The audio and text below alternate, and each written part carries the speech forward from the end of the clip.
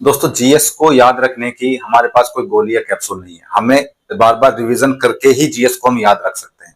इसलिए बोलते हैं कि ज्यादा बुक मत पढ़ो, एक बुक पढ़ो और उसको 5 से 7 बार रिवीजन कर लो उसका। आपके जीएस कंठस्थ हो जाएगी, आपके जीएस अच्छे से याद हो जाएगी और तभी आप जीएस में अच्छे मार्क्स भी गेन कर सकते हैं। ऐसा नहीं होगा कि हमने एक बार एक बुक पढ़ी, उसको रख दिया, फिर हमने ऑनलाइन पीडीएफ से पढ़ने लग गए, फिर हमने वीडियो से पढ़ने लग गए, फिर इधर से पढ़ने लग गए। कुछ नहीं होगा। सबसे बेस्ट तरीका जीएस को याद करने का यही है कि आपने एक बुक पढ़ी, उसके एमसीक्यू लगाओ और जो एमसीक्यू आपके नहीं हो रहे हैं या जो फैक्ट आपको उस बुक में नहीं मिले हैं वो उसी बुक में उसके पास में लिख लो। जब आप उसका रिवीजन करोगे तब आपको वो सारी चीजें रिवाइज हो जाएंगी। लास्ट ईयर क्वेश्चन पेपर्स को एनालिसिस करना बहुत ज्यादा जरूरी है।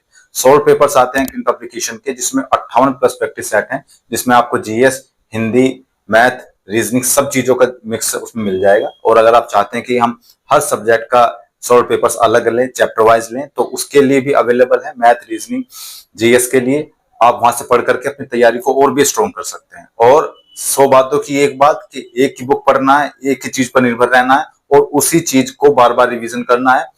अगर आप इंटरनेट का सहारा लेना चाहते हैं, यूट्यूब का सहारा लेना चाहते हैं, तो आप उसके लिए एमसीक्यू आप देखिए उस टॉपिक के, जो टॉपिक आपने पढ़ा है, और उन एमसीक्यू में जो क्वेश्चन आपसे नहीं होता है वो उस बुक में अपने नोट्स में जरूर मेंशन करिए, ताकि जब आप अगली बार रिवीजन करें तो वो सारी चीजें आपके याद होते चला जाए। यही एक तरीका है जीएस को स्ट्रॉन्ग करने का। इसके अलावा कोई तरीका नहीं है, कोई जड़ी बूटी नहीं आती है। ठीक है, तो आप इसी तरीके से अगर जीएस को पढ़ेंगे तो आपका जीएस स्ट्रॉन्ग हो जाएगा, बिल्कुल हो जाएगा, और आपके अच्छे नंबर भी उसमें आप आ पाएंगे। अभी 3-3.5 महीने आपके पास हैं।